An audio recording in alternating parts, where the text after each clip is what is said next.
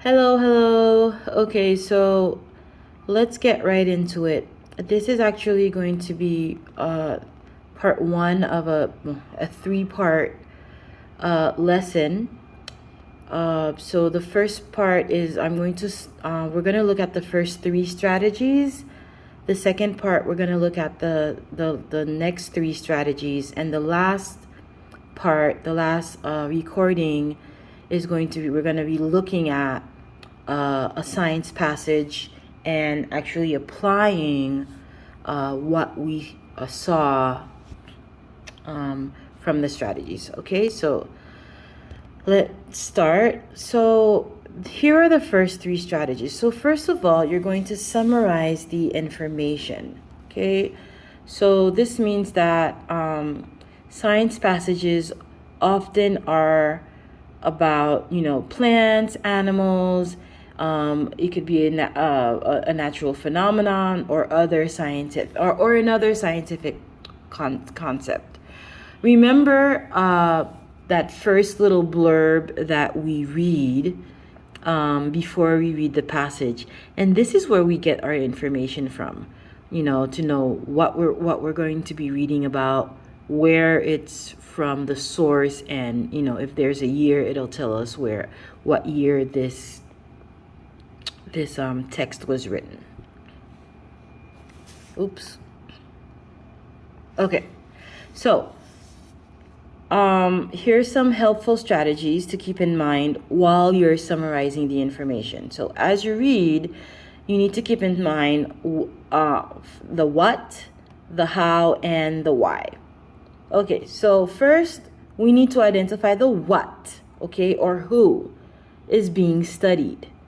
So this is the subject of the passage. This is what we're going to be talking about. Next, you need to understand how the information is being presented. Okay, so how? It can be in a form of an experiment or in the form of an analysis of the change of a population over time. It can be in the form of an observational study, or it can be presenting a hypothesis. So this is important information to keep in mind as you're reading. Finally, we need to determine why this subject is important. Why does the author choose to inform you about this subject? Examples of this include studying a species because it is endangered, or informing the readers about the dangers of hydraulic fracking. Okay, so knowing why you're reading is also very important. Okay, and as I mentioned, as I'm reading, I'm going to be applying, and focusing on these strategies with you. So make sure that after reading, you're able to summarize the what, the how, and the why of the passage. This knowledge will help you understand the questions, because many wrong answer choices are strategically put to see if readers do not correctly identify this information. Okay, so once you identify the what, the how, and the why, you need to see the big picture, the overall summary of the passage, as we've done for other passages. Okay, the next strategy is to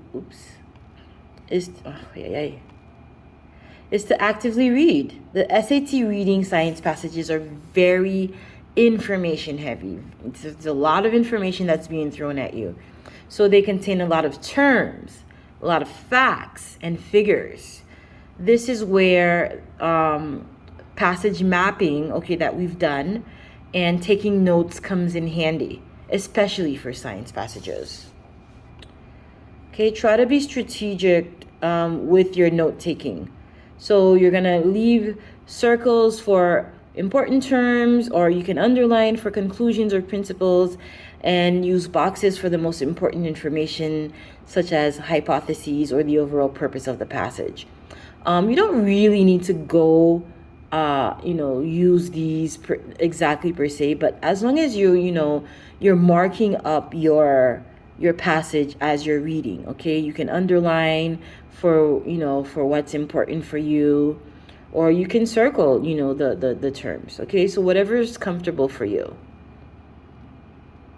Oh, mama. Okay, the next strategy is to pay attention to graphs, tables, and charts. These are very important in the science passages. Most science passages have corresponding graphs, tables, and charts. Okay, so the passage that we're going to be reading today has a corresponding graph or a chart. Okay, so when you look at them, take note of what information is being presented by reading the titles, very important, and reading the labels. You need to also try to understand the information within the context of the passage. So sometimes they will ask you a question that only refers to the chart or the graph, and you don't need to go back to the passage, but sometimes they ask you for both. Okay, so there are two main types of questions about informational graphics. The first type tests whether you can read the data. Okay, so these questions are often fairly simple and don't require looking at the passage.